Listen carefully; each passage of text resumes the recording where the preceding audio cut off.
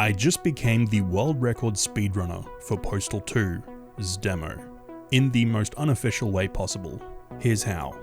The demo for Postal 2 takes place entirely in the area you normally start the game, the map Suburbs 3. The biggest difference being that the Lucky Ganesh has been transplanted into the same zone, replacing the Caucasian restaurant and Grossman's arcade. Our goal is simple: race up the street, into the store and get a carton of milk, then make it back home in the shortest time possible.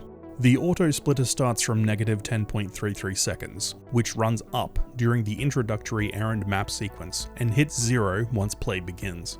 It's a bit of a hack job, so anyone with more experience making autosplitters should probably make a better one if there's any interest in this becoming an actual category. As you gain control of the Postal Dude, hold S and D and mash jump to launch backwards, and then turn around while in the air to get a tiny boost in this direction. Jumping while moving is ever so slightly faster than normal walking, but if you partake, be sure to stop jumping before you hit these stairs, as they will slow you down.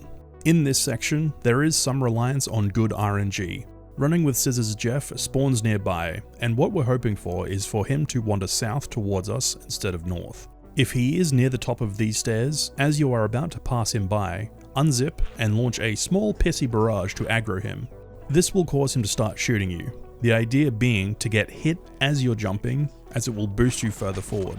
The effectiveness of this boost is also reliant on how many other NPCs have wandered in the same direction, as they can block your path or stop Jeff's bullets from hitting you. Zip up your pants so as to not attract the attention of the police, turn right towards the entrance of the Lucky Ganesh, and make sure not to hit this curb if you're still jumping.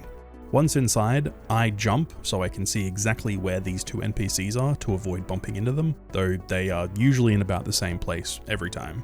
Take the first right and then immediately head left through these shelves. Then, once you reach these beer boxes, jump and kick the topmost one out of the way. These do have physics and are quite bulky, so be careful not to get caught on them. Grab the milk, return the way we just came, and move to the checkout.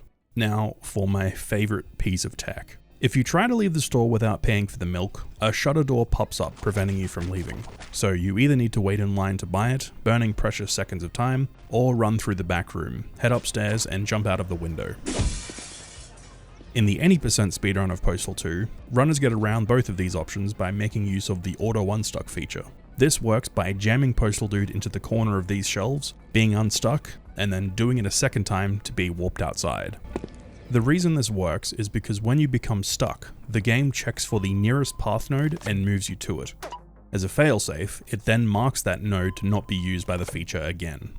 Fortunately for speedrunners, the next closest path node is just outside the building, allowing them to escape without paying or fighting. In the demo, however, these exterior nodes weren't copied over when the Lucky Ganesh was transferred from Suburbs 1 to Suburbs 3. As they're not present, unstucking outside is impossible. But Postal 2 has a quirk with its NPCs that we can take advantage of. Hopping onto this counter, we can crouch jump between the top of the NPCs and the ceiling. Once you uncrouch, the dude's hitbox expands into the NPCs and instantly jibs them. Doing this to everyone in the line frees up Habib, allowing you to complete the transaction far quicker than running through the entire upper level. This can cause his vendor logic to get a bit screwy or become stuck in a loop, but it's fairly reliable and quite easy with some practice. Once you've taken the ostensibly legal route to obtaining the milk, crouch jump over this shelf and head for the door. There are usually several bystanders crowding the entryway, and in severe cases, they can block you from leaving entirely. Once outside, continue straight ahead and down the street. You could also try aggroing the police here to get another small damage boost. Go through this alleyway next to the house and into the end level trigger, which extends through this fence. And that's it. That's the whole run. My best time is 1 minute 15.67 seconds, and that's with imperfect queue crushing.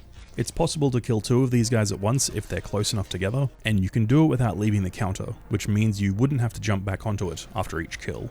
There is also a small gap in the triggers that bring up the shutter on the front entrance, so climbing along these shelves to avoid it is probably even faster than queue crushing, but it's nowhere near as funny.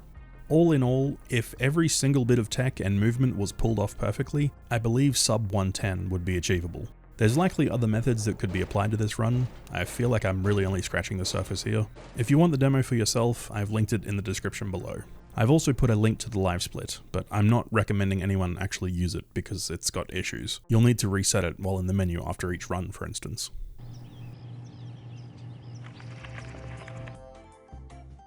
Pick up some milk. Now where is that? Here it is.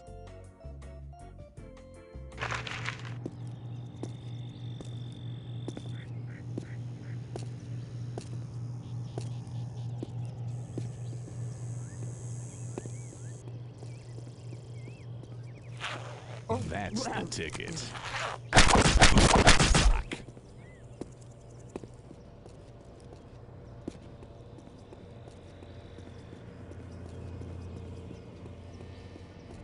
God, what's that awful stench? Did someone slaughter a goat in here? No, seriously, I want to know.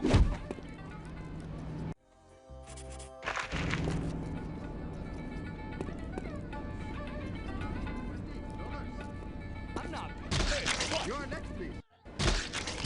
You're next, please. Please, thank you.